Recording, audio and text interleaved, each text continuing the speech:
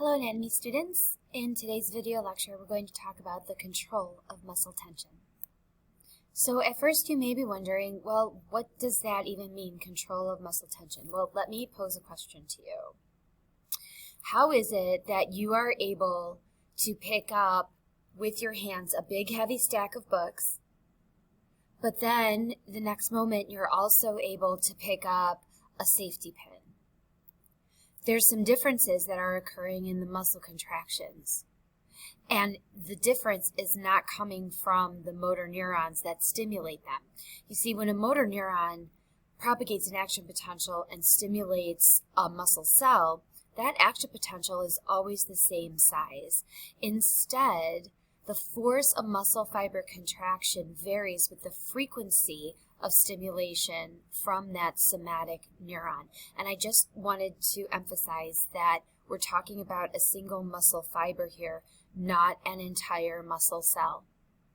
But there are also some other factors that contribute to the amount of tension that a muscle cell experiences upon contraction. And these things include nutrient and oxygen availability, and also the amount of stretch that the muscle cell has experienced before a contraction occurs. But that piece doesn't just refer to the muscle fibers themselves. It also refers to the connective tissues like tendons and other connective tissues that surround the muscle fibers. How much stretch have they experienced before they are stimulated to contract again? So total tension then of the whole muscle, so now we're talking about hundreds, sometimes even thousands of muscle fibers, depends upon the amount of muscle fibers that are contracting in unison, all at the same time. So let's start our in-depth exploration by looking at a motor unit and what its structure is. So you may remember that a motor unit consists of a single somatic motor neuron and all of the muscle fibers that it innervates. Now, on average, a motor unit consists of about 150 muscle fibers, but when you start looking at your larger muscle groups like the biceps and the upper arm or in the leg muscles, you could be looking at 2,000 to 3,000 muscle fibers in a single motor unit. And that's going to lend itself to the types of contractions and the types of movements that these muscles are able to provide for our body. So if we jump down to our last two bullet points, very precise movements like the movements that the muscles allow your fingers to do to play the violin or to type or to pick up a safety pin, those are going to consist of multiple motor units, but the motor units are very small. Each somatic motor neuron innervates a very few muscle fibers. And for those larger muscles that don't need really precision, they just need power for very big movements, those muscles consist of very few motor units, but one motor neuron is going to innervate hundreds, upwards of thousands of muscle fibers. So that's part of the difference there. Now, we are able to perform very smooth, like not jerky muscle movements, in part because of the distribution of the muscle fibers throughout a whole muscle for every motor unit. So they're rarely going to be grouped together. They're going to be kind of interspersed. So if you take a look at the picture that I have here on our slide, you can see that I have two motor units.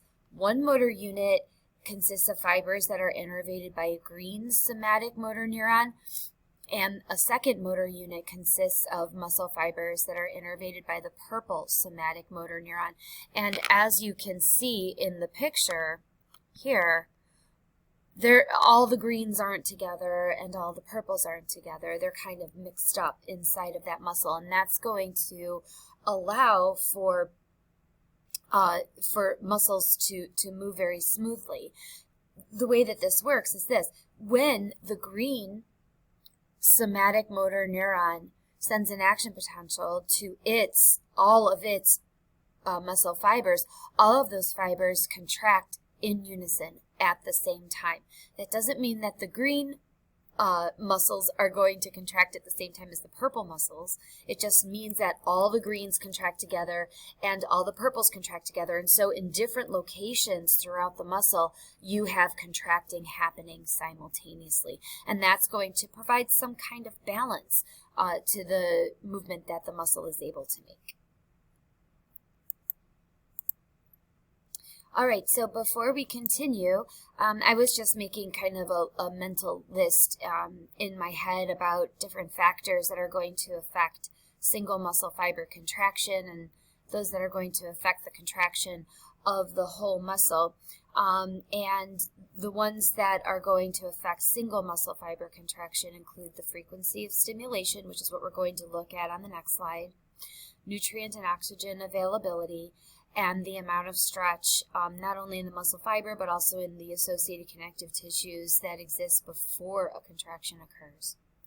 Factors that affect contraction of a whole muscle include the size of motor units and also the number of motor units that are stimulated at a given time. So that's going to affect contraction of the whole muscle. On the left, we're just talking about contraction of a single muscle cell, a single muscle fiber. All right, so now we're going to look at how frequency of stimulation affects the contraction of a muscle fiber, and we're going to take a look at some graphs that are called myograms.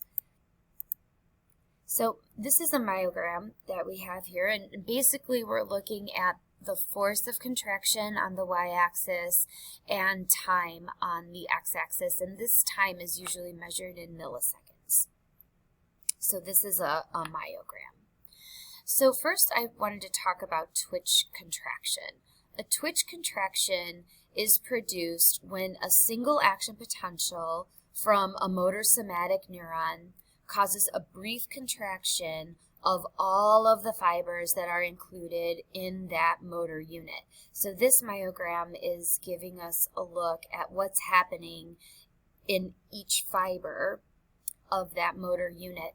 So my little arrow here at the bottom is showing us when the stimulation is actually occurring. And you'll notice that before any force of contraction, any muscle tension actually starts happening, we kind of have this little flattened area here, which is labeled as the latent period.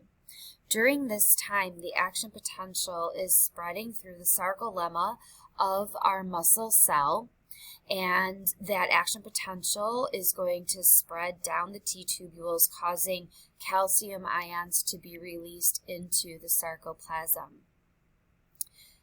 And then we have our red line, which is showing us our contraction period. So this is when things really start to get going. Our calcium ions bind to troponin, which shifts the tropomyosin off of the myosin binding sites that are found on the actin molecule. And our myosin heads, having been energized, having bonded with ATP, they're going to hydrolyze that ATP and swing up and form the cross bridge and perform the power stroke. And that's all happening in the contraction period. And you'll notice that the height of muscle contraction, the high point of muscle tension, is going to occur during the contraction period. And then we have our relaxation period. And during our relaxation period, this is when our calcium ions are actively transported back to the sarcoplasmic reticulum, and when they are removed from the troponin, the tropomyosin shifts back, covering the actin, the myosin binding sites that are found on the actin molecule. The cross bridges are disengaged, and our muscle fiber is able to relax, and that's happening during our relaxation period.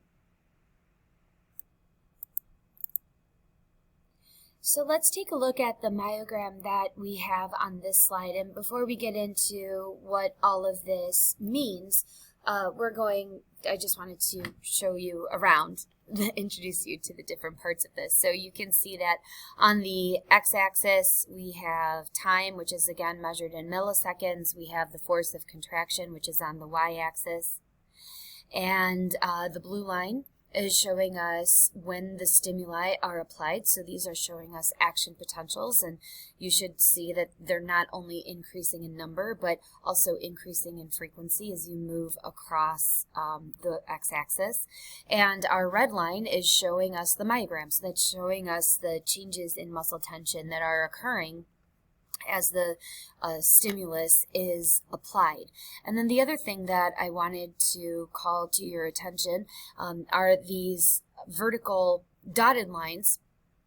And this is kind of dividing our graph into 4 different sections, which are explained at the bottom. So single twitch is what we just talked about, and that's this very first section. And then we have something called wave summation in part B. Part C is called unfused tetanus, and part D is called fused tetanus.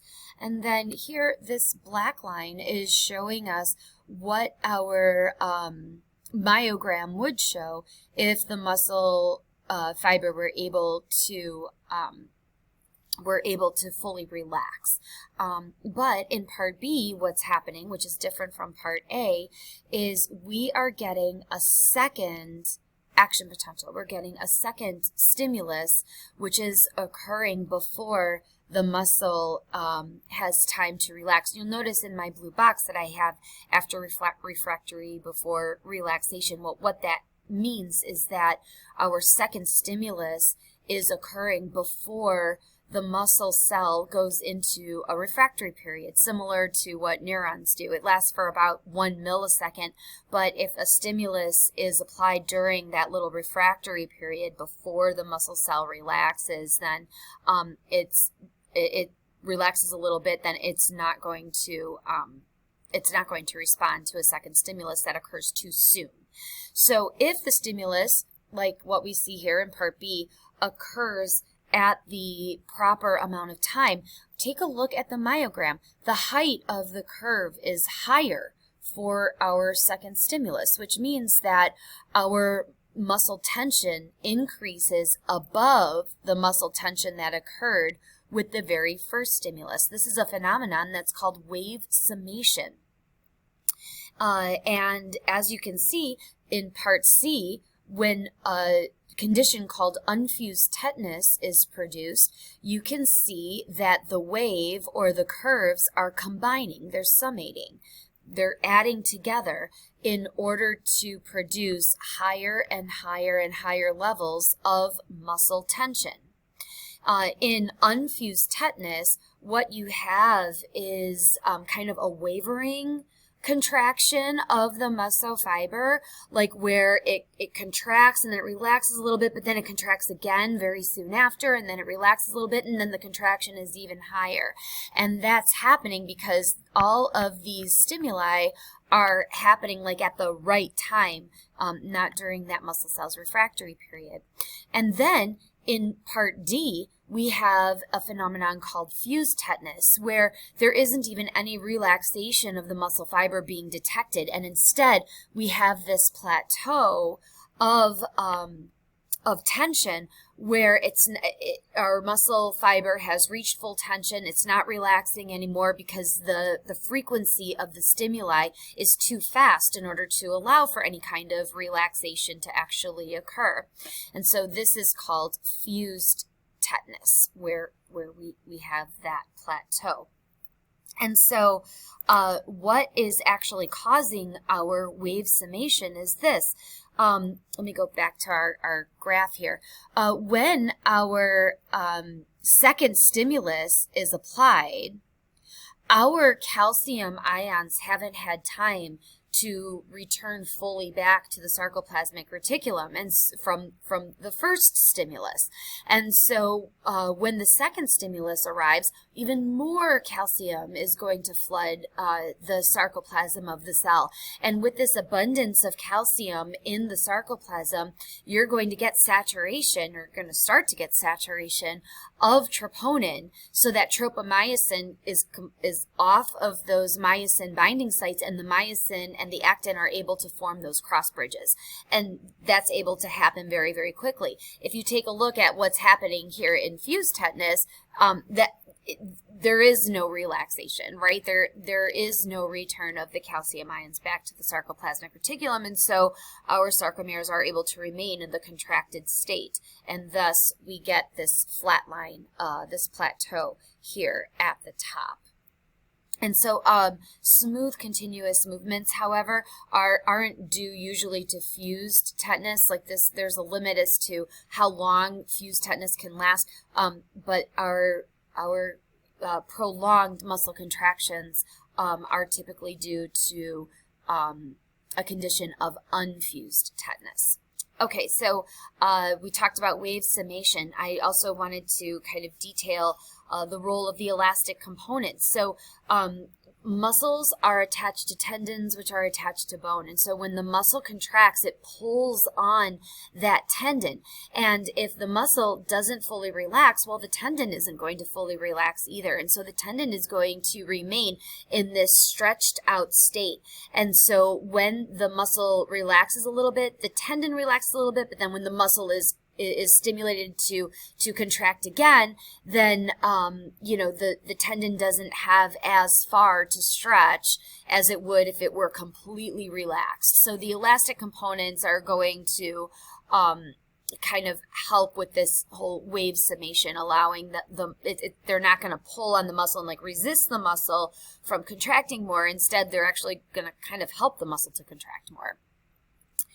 There's also a phenomenon called motor unit recruitment.